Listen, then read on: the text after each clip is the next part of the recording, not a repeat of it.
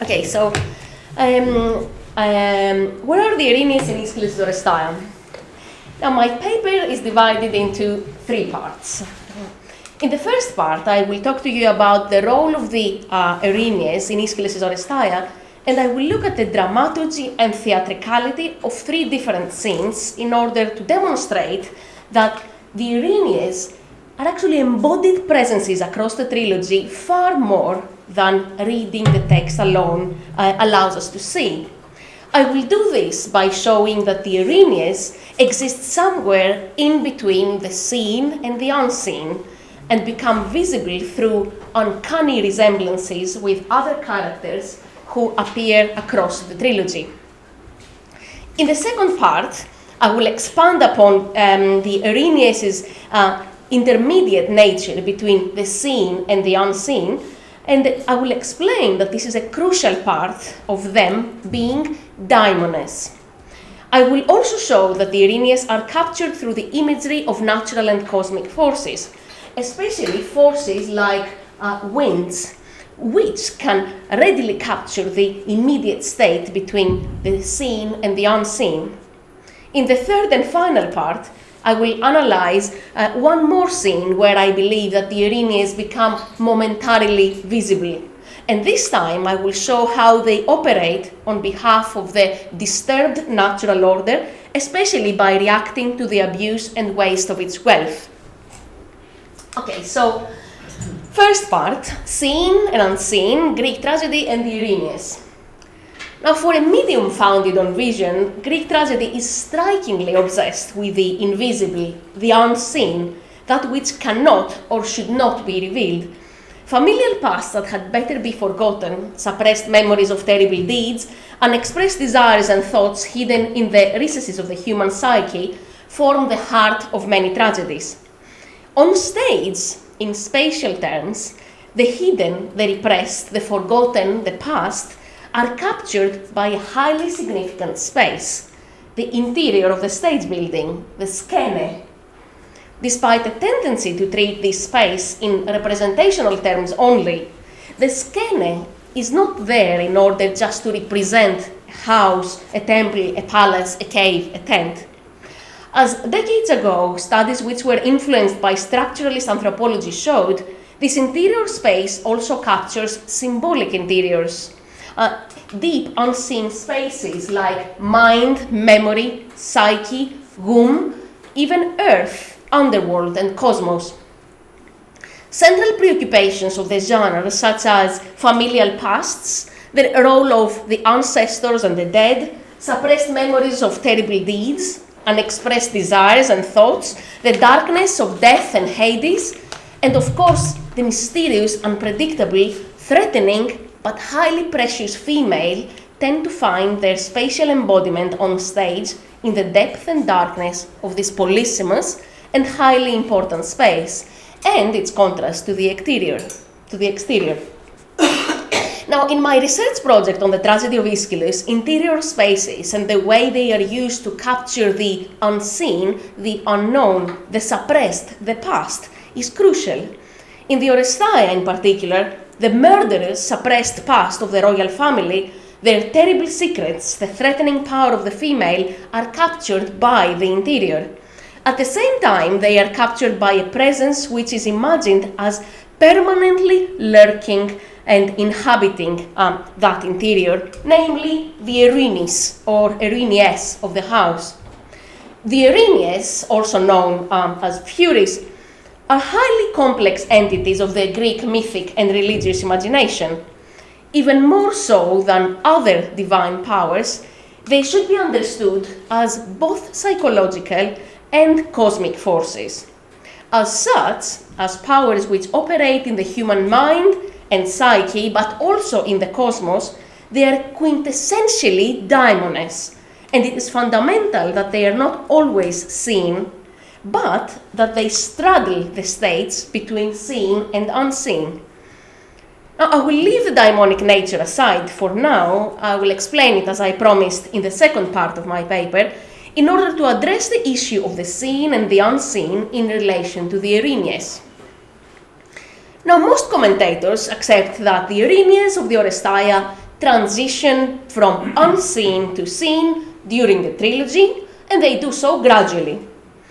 Although they're mentioned constantly from the very beginning of the trilogy, which is almost 4,000 lines, they are not shown to us for nearly 3,000 lines, until, that is, they appear as a chorus in the third play.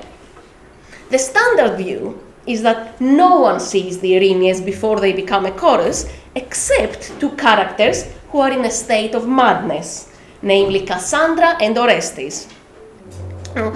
Towards the end of the first play of the trilogy, the Agamemnon, in her prophetic fit, Cassandra sees them in the house, but of course no one believes her. There is a group of singers, she says, that never leaves this house. They sing in unison, but not pleasantly, for their words speak of evil. Moreover, this revel band drinks human blood, thus emboldening itself and then remains in the house, hard to send away. The band of the house's kindred Erinyes. Besetting the chambers of the house, they sing a song of the ruinous folly that first began it all. Then Orestes is thought to be the second character who sees the Erinyes in the final scene of the second play, the Libation Bearers, and he is also in a state of madness. Having killed his mother inside the house, he starts seeing them approaching him.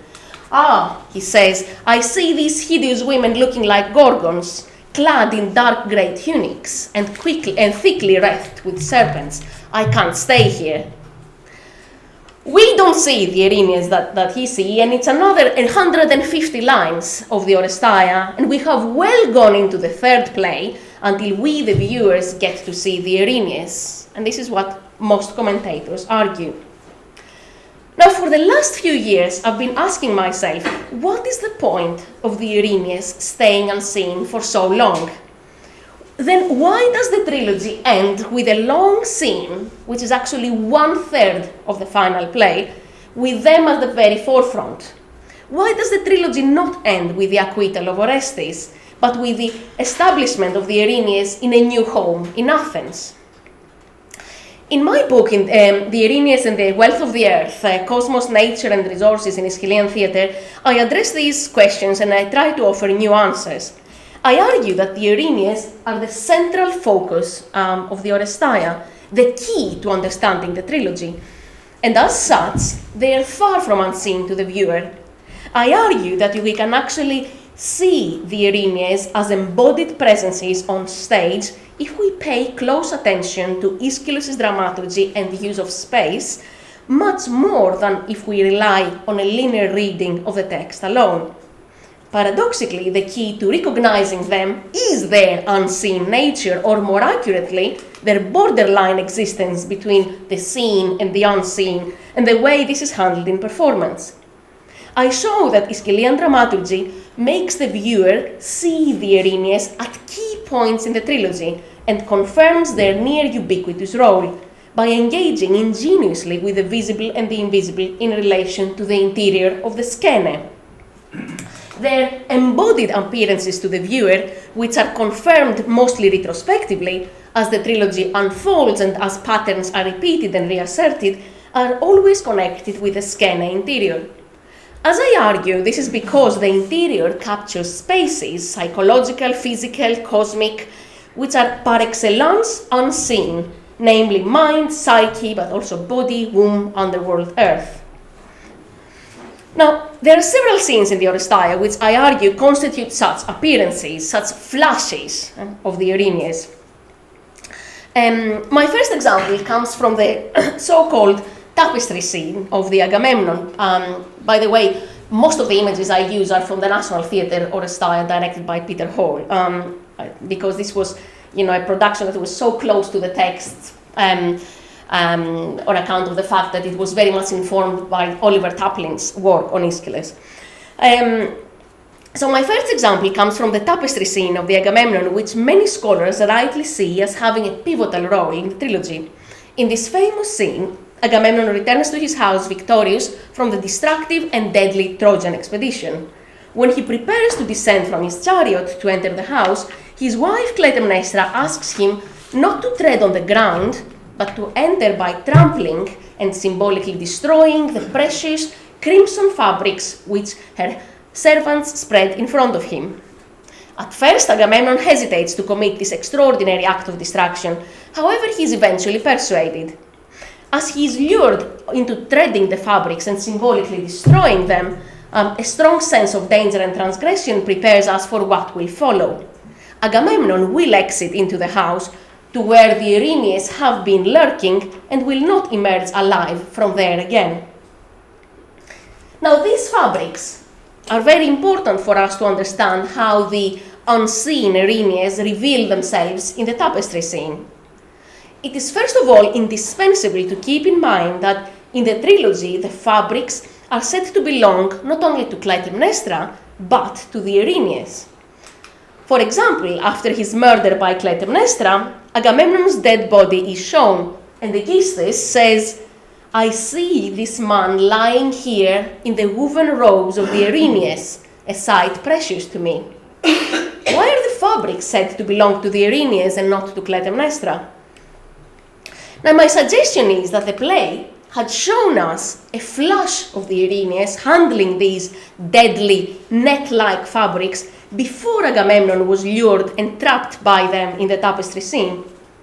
Let us rewind the play, so to speak, and see the Erinyes appearing before our eyes, carrying out a significant action just before Agamemnon sets his foot on the fabrics. This action has received almost no attention by the commentators, as while it takes place, it is not accompanied by words. So we know of it because this is what Clytemnestra says at the beginning of the tapestry scene. Dmoai, okay, so this means servants of the house, servants of the domos. Why are you waiting when you have been assigned the duty of spreading fine fabrics over the ground in his path? Let his way forthwith be spread with crimson, so that justice may lead him to a home that he never hoped to see.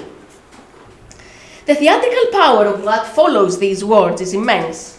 The dmoai exit the house interior and spread the fabrics at Agamemnon's feet in a scene which must have lasted a few ominous seconds of pure visual action.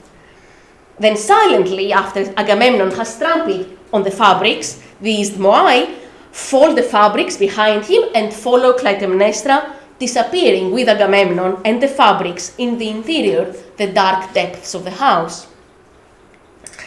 Now, knowing, as we saw before, that Agamemnon died in the woven robes of the Erinyes, Ephandois and Peplois Erinion, it is difficult to resist suspecting a more ominous appearance in these women, a flash of the Erinyes emerging from the interior, uncanny, with their net-like fabrics and going back in again. Nothing, and this is very important, nothing that happens in the theatre is without dramatic significance. And surely we're entitled to read more into this theatrical action, which Aeschylus so carefully constructs, than just mere movement of props by stagehands.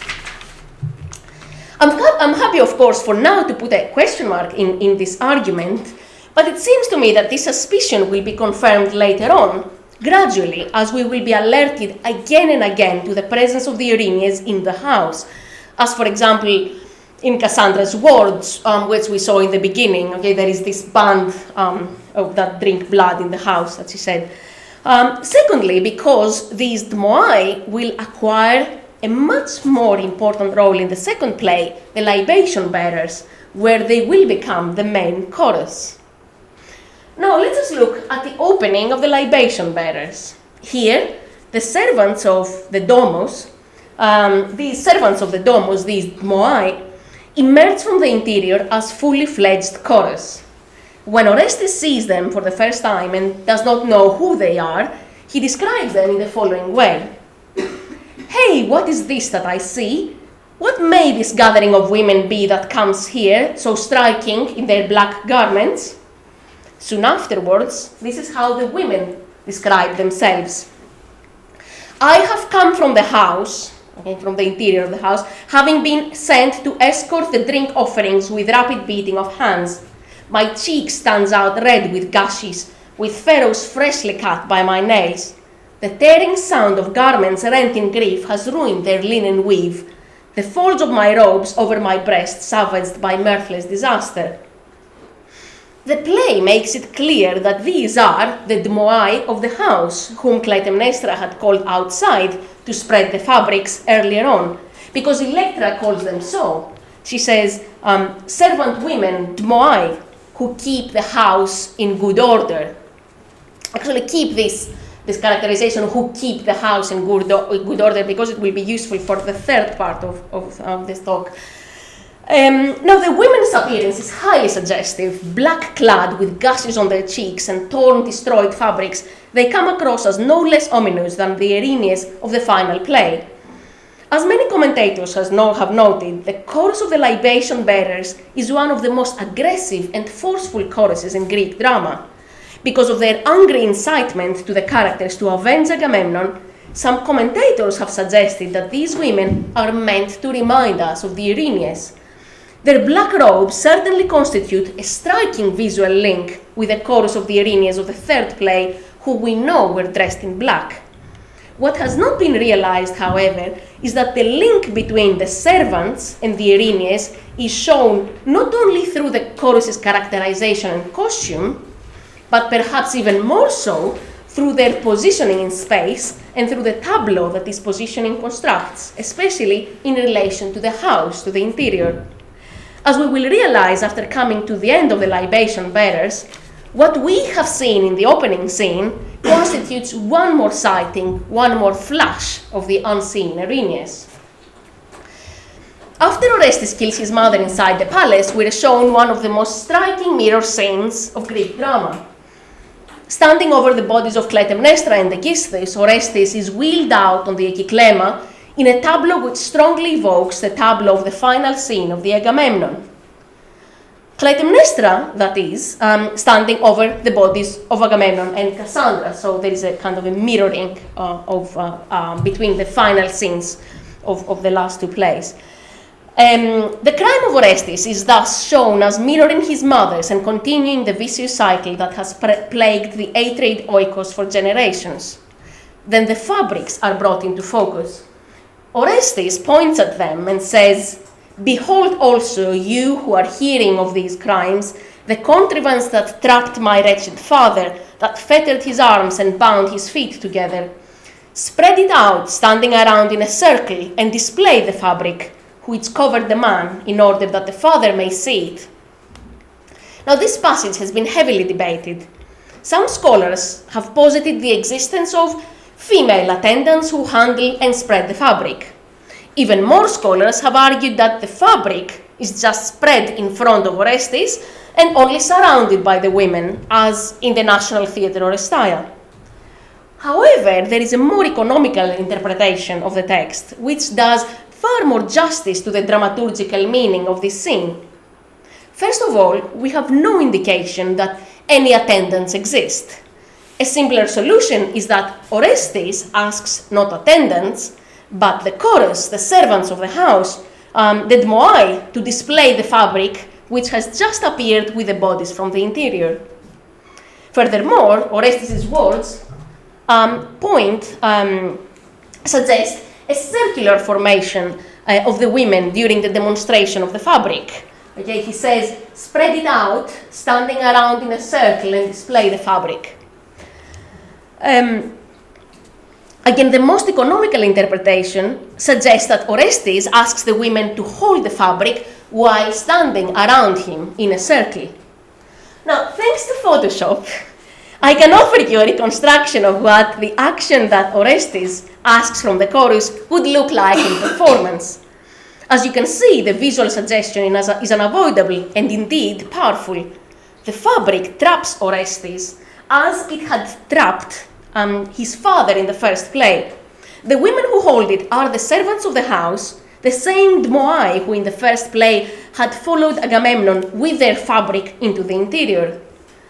Orestes, we are led to assume, is himself caught in the fabrics of the Erinyes, who are evoked here by the black-clad dmoai holding the red fabric around the murderer and glorying at Clytemnestra's death. And it is then that Orestes sees the Erinyes, and his words alert us, the viewer, also to realize a flash of the Erinyes. "Ah," he says, "I see these hideous women looking like gorgons, clad in dark grey tunics and thickly wreathed with serpents. I can't stay here." Now, this word, dmoai, which means hideous, is a modern emendation of the text and is accepted by the vast majority of editors. However, the original reading of the manuscripts is much more revealing about what is actually shown in this scene. Orestes does not say dmoai in the manuscripts. He says dmoai. He sees the dmoai clad in black garments and with rents on their faces standing around him in a circle, looking at him and holding the ominous fabric. He then protests that he sees the Erinyes. As it now emerges, it does not do justice to the scene's dramaturgy to suppose simply that Orestes has hallucinations. These women constitute one more uncanny sighting of the Erinyes for both him and for us, and the appellation dmoai strongly points towards this conclusion. Now, once again, we cannot help noticing that this flash of the Erinyes through the chorus of the Libation Bearers is strongly connected with the interior of the skene. For as Orestes addresses the dmoai, he stands over the corpses of Clytemnestra and Aegisthus, whom he has just murdered inside the house. He is therefore understood as still being indoors. So the tableau is most likely represented on the oikoklema.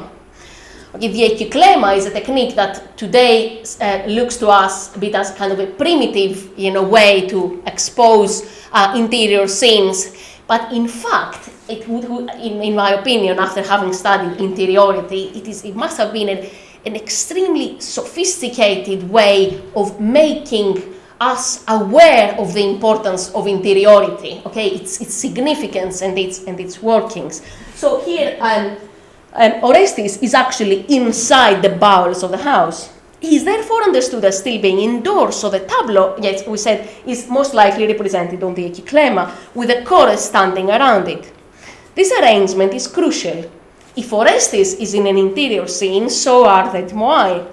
Both interior and circular, this spatial positioning has implications beyond capturing Orestes' entrapment and the continuation of the house's vicious cycle of crime.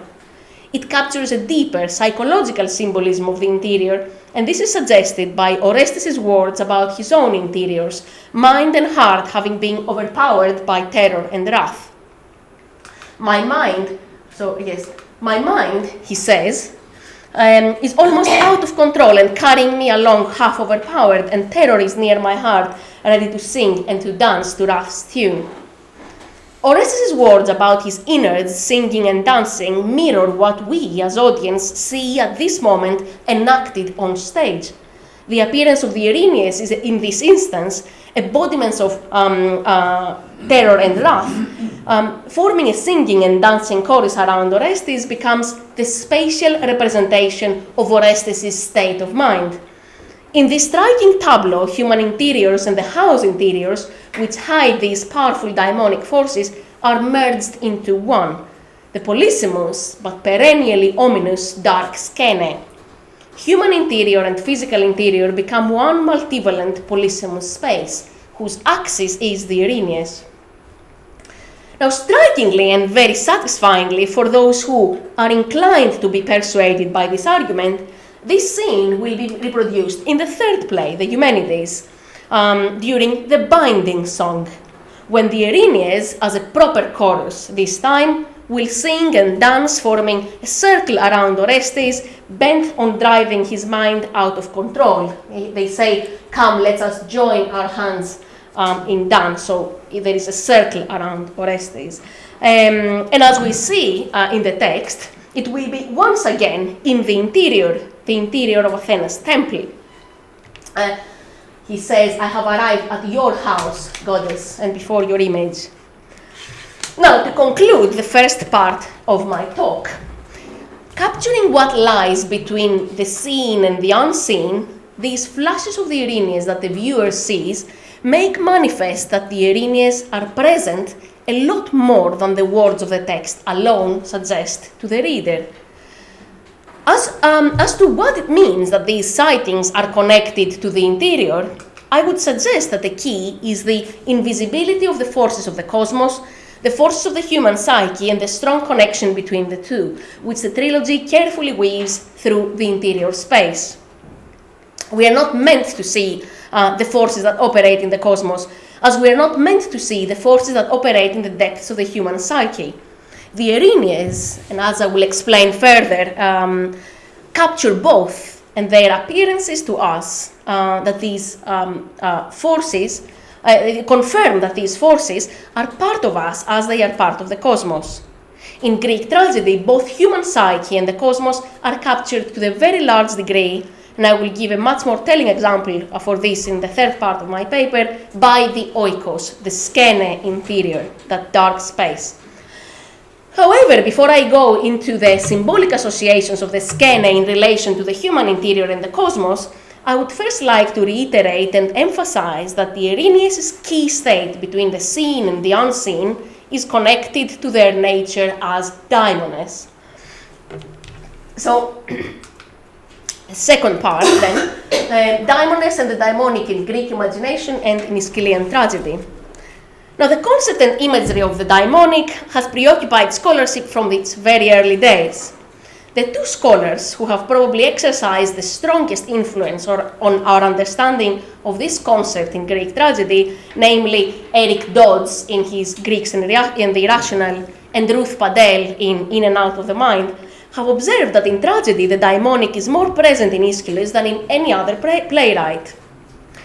In Aeschylean tragedy, daimones and the daimonic is a big part of the poet's preoccupation with the cosmic order and its disruption. From his oldest surviving play, The Persians, to the trilogy of the Seven Against Thebes, to the Oresteia, the cosmic order is presented as violently disrupted. With this disruption comes, early on, a feeling of premonition that a violent redressing of the disrupted order is coming. As we hear the chorus's thoughts and fears, for example, as you might remember in the Stasima of the Persians and the Agamemnon, this feeling remains ever present. We're constantly made to wonder, where is it coming from? When is it coming? This uncertainty, this indeterminacy, is one of the techniques that make the daimonic so present in Aeschylus. For the essence of the daimonic in Aeschylus, and I believe in so much other literature since Homer, is as much is its indeterminacy as its relation to the cosmic order. The daimonic, whether associated with a known divinity or not, is a power that you know is there, but you are not sure exactly where, when, and how it will operate. This is quite a basic part of the ontology of the daimonic, but if followed through in Aeschylus, and especially in the Oresteia, it has really powerful results. The primary daimones in the Oresteia are, of course, the Erinyes.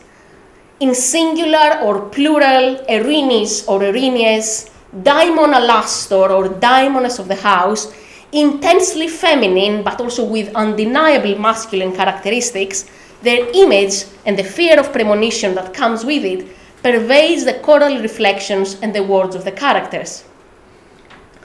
Now, I do not have time, unfortunately, to expand into this because there is still a lot left to explain, but I hope you can relate to these thoughts if you think about the partial sightings or flashes of the Erinyes which I showed you earlier. These uncanny presences, these partial sightings, heighten the sense of this indeterminacy while confirming the presence of the daimonic Erinyes and accentuating the suspense about their operation. And it is significant that these sightings, that all these sightings that we saw are connected to the interior of the house, because as I argued in the beginning of the paper, the interior has a long tradition in Greek theatre of capturing the unseen, the unknown, the unknowable. The Erinyes may not be there consistently on stage, but they are, beyond their fleeting appearances, permanently embodied by this threatening interior space. But I want to give a couple more examples of this tendency of the daimonic Erinyes to transcend the seen and the unseen, and these will be now beyond interior spaces.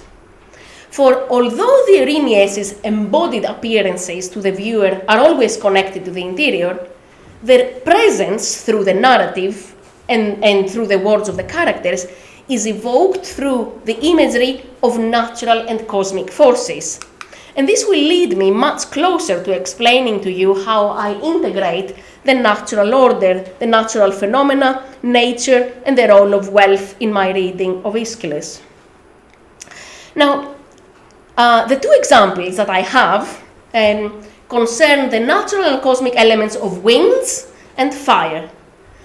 The connection of the daimonic with elements of nature and the cosmos has long been recognized. In Aeschylean tragedy, it is crucial to notice that Aeschylus often uses natural phenomena and cosmic elements to give that partial, incomplete vision of forces that operate around us. In both the Seven Against Thebes and the Oresteia, the daimonic reveals itself through the element of winds, which, as you may have noticed, fascinate the poet's imagination. If you think about it, there is really something grippingly daimonic about the phenomenon of wind, and it is used in modern visual media for the creation of suspense, isn't it? Winds are invisible energy, and they can be powerfully effective. We see the energy gathering, and even we see the result, often destructive, but we do not see the agent, because wind is invisible. Now, in this passage from the Seven Against Thebes, the daimon / Erinyes / curse of the family is imagined in the form of wind that will eventually take the mind of Eteocles and drive him into kin-slaughtering madness. Okay, the daimon may perhaps, given time, change the wind of your spirit and blow with a gentler breath, but at present it is still seething. Now, the same image of the wind striking the mind of a human being and driving them to folly is used again in this famous passage of the Oresteia, where when Agamemnon becomes convinced to sacrifice his daughter Iphigenia. So this is quite a famous passage. And when he put on the yokestrap of necessity, his mind's wind veering in a direction that was impious, impure, unholy. From that point, he turned to a mindset that would stop at nothing. Now, the striking reuse of the same wording from the Seven, this tropaia, this particular wind, and other considerations, which I don't have time to go into now, suggest connecting this image, this effect of the wind, with the Erinyes. It is the Erinyes that makes Agamemnon destroy the precious wealth of the house, his daemon Agalma, his daughter. It is the Erinyes that, as an inescapable power, drives humans to destroy and abuse, only to punish them gravely afterwards. This is precisely what has been happening to the characters under the influence of the Erinyes of the house. And this is what will happen to Agamemnon, as we will see when we will revisit the tapestry scene.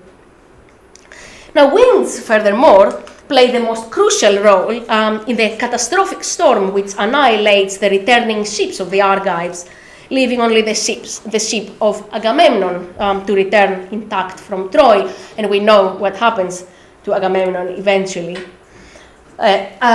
So it is suggestive that the herald described this calamity as a paean to the Erinyes, and that the chorus anticipates that it was caused by daimonon koto, okay, so the wrath of the daimones. My other example of the Erinyes appearing through natural and cosmic elements is the imagery of fire in the so-called beacon speech on the beginning of the Oresteia. In this part, which comes very, very early on in the trilogy, Troy has just been burnt to destruction by the Argives, who are described as imperialist and sacrilegious. The news arrive home in Greece through the description of an invisible force transferring the beacon flame from Troy all the way to Argos until the flame dashes down onto the palace. Now, this is a very long passage, and I cannot quote it all here, but as the approach of the flame is described by the exulting Clytemnestra, it has a threatening feel to it, and this is confirmed by this expression, dashed down on the house. The agent behind the transfer of the beacon flames, the hands that hold them, are in this description invisible. But that becomes clear, but they become clear later on, much later, when we put a lot of pieces together and we realize that this return should be associated with the advent of the Erinyes, famously connected with the bearing of flame torches and the redressing of the order of things. It is the Erinyes that emerge uncannily through the beacons, in the words of Clytemnestra, and punish the destruction caused by the Trojan invasion. Actually, there is a very good article by Giulia Ferrari who argues the connection of the Erinyes with the beacons speech. So to conclude this short second section of my paper, beyond the space of the interior, Aeschylean dramaturgy exploits the seen and the unseen of the Erinyes elsewhere in the trilogy, capitalizing on their connection as daimones to elements of nature and the cosmos, especially those that have eerily strong potential to capture the seen and the unseen, such as the elements of winds and fire. Now, it is important to note the Erinyes' manifestations in these forms in the narrative, as much as we notice their fleeting manifestations on stage, because we can increasingly be reminded and get confident that the Erinyes are not just agents of revenge in human relationships, not just embodiments of the law of retaliation in society. They're not only daimonic powers which affect the house and human relationships or the polis. They are also agents who are connected with the natural and the cosmic order. And this manifests strongly in the disturbed natural imagery of the play. This natural imagery should not be sidelined, as it often does in our readings of the Oresteia. The Oresteia, after all, ends with the Erinyes as agents of natural growth, wealth, and life. The ending of the trilogy, where we clearly see the Erinyes' role of agents of the earth, shows that the natural elements should be seriously taken into account and considered as a lot more central to our understanding of the Erinyes than it has been taken until now. And now for my third section, now the Erinyes in the tapestry scene, wealth and the natural order. Now for the third section of my paper, I wish to return to the tapestry scene of the Agamemnon, to consider the role of the Erinyes there in more detail. This is because, and to look for more Erinyes here, this is because the tapestry scene contains one of the most powerful passages in relation to nature and the natural productive powers. This is the speech that Clytemnestra voices when Agamemnon walks slowly into his death. So this is one of the most famous speeches in the Oresteia that Clytemnestra says when Agamemnon is walking towards the house while treading on the fabrics and destroying them. She says, "The sea is there, and who shall quench it? Nurturing the juices which yield much purple worth its weight in silver, wholly renewable, the dye of vestments. The oikos has an abundance of these, with the gods' help, my lord, for us to possess." Now, this powerful and mysterious speech, full of danger and transgression, has captured the imagination of many scholars, but I'm still not sure that absolute justice has been done to it. Now, let me take this scene again from the start. We are in the part where Agamemnon returns to his house victorious from the utterly destructive and deadly Trojan expedition. When he prepares to descend from his chariot to enter the house, his wife Clytemnestra asks him not to tread on the earth, but to enter by trampling and symbolically destroying the utterly expensive, intricately woven and dyed in royal purple fabrics spread in front of him. Initially, Agamemnon is hesitant to commit this extraordinary act of destruction of the wealth of his oikos, of his house.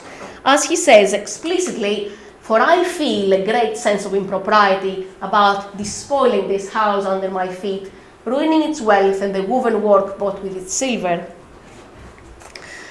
But eventually he is persuaded. As he is lured into this action by his wife and treads on the fabrics, a strong sense of danger and transgression prepares us for what will follow. Agamemnon will enter, but will never emerge alive from the house, which Cassandra later on calls the house of Hades, as his murder in the interior follows soon afterwards. As is now generally recognized, the intricate crimson fabrics, which are gratuitously destroyed in this scene, represent the wealth of the household, including, and that's important, its most precious wealth, the lifeblood of its members, which is self-destructively shed by other members, especially the blood of Iphigenia, who has been sacrificed by Agamemnon for the war. As I have shown elsewhere, namely in a paper on the symbolism of textiles in Aeschylus, which is now in press, textiles in Aeschylus represent the sacred wealth of human life as wealth that specifically comes from the earth, wealth that is gratuitously abused and destroyed by by humans themselves. And I can tell you more about this over questions if you want. Now, these textiles are crucial for us to see how exactly and in what other ways the unseen Erinyes reveal themselves in this scene. We saw earlier on their self-revelation through the dmoai that spread the fabrics in front of Agamemnon. We also said that the fabrics, whose intricate nature lends them to the characterization of hunting nets and hence deadly weapon, are, towards the end of the play, explicitly attributed to the Erinyes. For we saw that when after Agamemnon's and Clytemnestra's murder, the bodies are wheeled out for the audience to see. For we saw that when after Agamemnon and Cassandra's murder, the bodies are wheeled out for the audience to see, Aegisthus says, I see this man lying here in the woven robes of the Erinyes. Okay, we said not Clytemnestra, a sight precious to me. And this is how Clytemnestra described herself, trapping Agamemnon in the fabrics, which are now imagined much more symbolically, but also doing much more justice to what the fabrics stand for in the trilogy as nets. She says, I staked out around him an endless net, as one does for fish, an evil wealth of clothing, and then I struck him twice. Nets are instruments of hunting, and the main hunting entities in the trilogy are, of course, the Erinyes. Once we realize that the connection between the Erinyes and the net-like fabric runs deep, and that it is established through the way Clytemnestra describes and uses the fabrics, we can also observe something crucial for the construction of the queen's character, namely that there is an association between her and the Erinyes. And this association does not operate merely on the level of intermittent metaphor or imaginative characterization, but it is much more symbiotic. More precisely, in the Agamemnon, Clytemnestra becomes herself a vehicle, one more vehicle for the appearances of the invisible Erinyes. And this is more striking in the tapestry scene, with its manifest emphasis on destruction and waste of wealth. What we see in the tapestry scene is the woman of the house enticing its master into the destruction of some of its most precious wealth. However, if we think of Clytemnestra in the natural realist terms of the woman of the house alone, there are significant difficulties with the logic of her enticement. If we take into account especially the connection of the crimson fabrics with the shed blood of Iphigenia, Clytemnestra's invitation to Agamemnon to destroy the fabrics does not make sense. Why does she lure Agamemnon to reenact the destruction of the house's most precious wealth, the lifeblood of her child? It is possible, of course, that in this scene the play operates entirely on a symbolic level, so any realistic logic about Clytemnestra's motives and action may be temporarily suspended. However, this explanation would miss something important about the characterization of this figure. The play had prepared us for this over 800 lines earlier. In the Pardos of the Agamemnon, the chorus had sung the following lines: For there awaits to arise hereafter a fearsome, guileful oikonomos, a wrath that remembers and will avenge a child. Now, although on a first level it is obviously Clytemnestra who is meant here, since she is the one who remembers and avenges her child Iphigenia by killing Agamemnon, and she, as the woman of the house, is also its oikonomos, okay, its keeper, its manager of its wealth. This passage does not name Clytemnestra explicitly. Instead, it uses a more ambiguous way to describe this female entity of the house, namely the term oikonomos. Why? The reason I suggest is that this passage merges more than one characters in one figure. As Frankel observed, by virtue of the name Menis, which means literally fury, and the fact that this female was said to rise up once again from the depths, okay, palinortos, this passage makes a clear reference to the Erinyes. We may add that the characterization oikonomos is as suggestive of the Erinyes as it is of Clytemnestra, albeit on a different level. Decades ago, Vernant, Siegel, and Padel showed that the house interior in Greek imagination has a cosmic and chthonic symbolism. In other words, it captures symbolically the cosmos, or the earth. The symbolism is crucial for understanding the characterization oikonomos as referring to the Erinyes. The Erinyes can be understood to be in charge of the wealth of an oikos, as oikonomos, as much as Clytemnestra can, but in Erinyes' case, the oikos is a much broader entity. It is the cosmic oikos, the earth. As chthonic powers, the Erinyes are understood to be guardians of all natural wealth, because all natural wealth, including human lifeblood and life itself, is understood to come from the earth. The proper use of the wealth of the earth is fundamental for the maintenance of the natural order. The Erinyes are understood to be in charge of this natural order by watching the proper use of its wealth and reacting to its violations. So I put this in a slide just because it is so central to my overall argument. This realization helps us realize why this luring female figure of the tapestry scene evokes not only Clytemnestra, but also the Erinyes. It also helps us understand why this figure provokes the destruction of the wealth of the oikos. Beyond the realistic level on which we see Clytemnestra luring Agamemnon into the house in order to kill him for the sacrifice of her precious child, on a more symbolic level, we also see the Erinyes luring these destructive and wasteful members of the Atreid oikos to enact terrible destruction of its most precious wealth in order to entrap and punish them. And I say members and not member because it is not only Agamemnon in this scene, but also Clytemnestra, who is enticed by the force of the Erinyes into abuse, destruction, and waste of sacred wealth, mirroring their conduct elsewhere in the trilogy. Now that we see the Erinyes through the figure of the queen, is nowhere else, in my opinion, more manifest than in the central words of the tapestry scene, which are used to entice Agamemnon to his wasteful destruction by evoking the alleged inexhaustibility of the natural productive powers. The sea is there, said Clytemnestra, and who shall quench it, nurturing the juices which yield much purple worth its weight in silver, wholly renewable, the dye of vestments. The oikos has an abundance of these, with the gods' help, my lord, for us to possess. This house does not know how to be poor, to contrive a means of bringing this life back. I would have vowed to trample many garments if that had been prescribed by an oracle.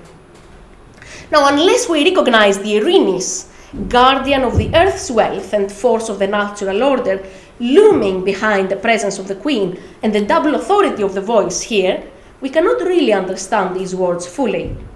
Through the mouth of Clytemnestra, the Erinyes says that the Atreid domos, the house of the Atreids, has subjected the larger oikos, the earth, the natural world and its productive powers, to its own destruction and waste.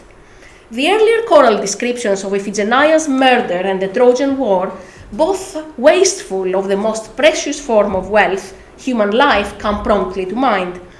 Almost paradoxically, but in line with our understanding of how the Erinyes as guardians of the cosmic order operate, destruction and waste become the Erinyes' instruments in order to ensure punishment for the same crimes. The symbolic destruction of the web or net-like fabrics evokes the destruction of generative powers as an ultimate violation of the cosmic order and seals the fate of the Atreid oikos. Agamemnon, guilty of destruction of the most precious human and natural wealth, is trapped in the net-like fabrics of the Erinyes and is on his way to meet his death. In the interior, which captures both Earth and Hades, he is awaited by the Erinyes Clytemnestra. Now for the conclusion, towards a reinterpretation of the Erinyes in the Oresteia. Now beyond these, there are actually even more instances where we have sightings of the invisible Erinyes. As we read on and explore the trilogy further, identifying even more flashes of the Erinyes, we see many parts with new eyes, while at the same time we face unavoidable questions about the role and meaning of these daimonic entities. Going into an analysis of these scenes and their connections with one another would require a lot more time than this paper allows. However, as a case for these connections has been made, I hope, I will now try to give an interpretation of what we are to make of the Erinyes' seen and unseen appearances. What does it mean that they straddle between the seen and the unseen? Moreover, what does it mean that when we have these embodied presences, these flashes of the Erinyes, they're always connected to the interior? A few fundamental observations should be made. First and foremost, these appearances of the Erinyes lend even more support to the minority view that the Erinyes form the central axis of the Oresteia and represent a perennial preoccupation of the poet throughout the trilogy. This is a view which has been expressed by Ruth Padel and by Helen Bacon and considered by a few other scholars, especially Pat Easterling, but which rarely figures in mainstream interpretations of the Oresteia. The conclusion that the Erinyes have a central role in the Oresteia is strengthened, in my opinion, by the realization that the Erinyes are almost always there if one is only able to see them. Paying attention to what we might see as viewers shows that the Erinyes are much more present than if we rely on the words of the play only. Furthermore, appreciating the ubiquity of the Erinyes paves the way for a much deeper understanding of why the Oresteia concludes by focusing on them rather than, for example, on the house of Atreus or the acquittal of Orestes. Now, as to what it means that these sightings of the otherwise invisible Erinyes are connected to the interior, I would argue, first of all, that this is because of the interiors, the oikos, is strong symbolism of the cosmos and the earth. The proper use of the wealth of the earth, captured in the Oresteia by this heavily symbolic oikos, is, as we said, fundamental for the maintenance of the natural and cosmic order. The Erinyes are understood to be in charge of this natural order by watching the proper use of its wealth and by reacting to its violations. Paradoxically, the way they react to the abuse and destruction of wealth, especially destruction and abuse of human life, is even more destructive and perpetuates the abuse. Destruction, abuse, and waste are perpetuated until the final scene, where the Erinyes are tamed and accept to be agents of good wealth, growth, and life in payment for the protection of human life and upholding of order in Athens. Now, the Erinyes have to be partly invisible because we are not meant to see the forces that operate in the cosmos. As such forces, they are captured, as we said, through invisible forces like winds, or something which I did not have time to analyze, powers which operate from the earth, such as dreams, dream eidola, or even through fleeting omens which come before the eyes of certain characters. Daimonic powers, and the Erinyes in particular, become present in and through such visitations. It is through cosmic and earthly forces that they reveal their existence and that they make themselves valid. But this is not just it. The interior in the Oresteia is as much symbolic of human interiors, mind, psyche, as it is of cosmos. And similarly, we're not meant to see the forces that operate in the depths of the human psyche. As I suggested in the beginning, interior spaces can represent the human psyche and its repressed and unconscious dimensions, since it is subject to forces that are not immediately clear to itself. The Erinyes of the Atrade, oikos in particular, captures the psychopathology of the Atrades. Its almost compulsive need for destructiveness, abuse, and waste of human life and other forms of precious wealth. Literally as a curse from which they cannot escape, the Erinyes drives the members of the house to destruction and abuse only in order to punish and destroy them later on. What happens in the Oresteia, according to my reading, is that humans and cosmos are involved in a perennial and never-ending struggle, at the heart of which is wealth, its use and abuse. The Erinyes, seen and unseen, exist both in the cosmos and in the human behavior. Thank you.